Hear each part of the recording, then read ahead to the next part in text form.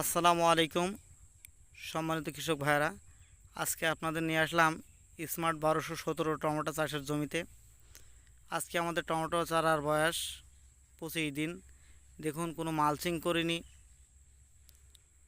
Bed পদ্ধতিতে বৃষ্টির আগে লাগিয়েছিলাম, মাঝে একটা বৃষ্টি গিয়েছে এবং এই বৃষ্টির পরে আজকে প্রথম ফাঙ্গিসাইড স্প্রে করলাম, কার্বনডাজিম এবং ম্যানকোজেব, সাথে বায়ারের মোভেন্ট স্প্রে করলাম।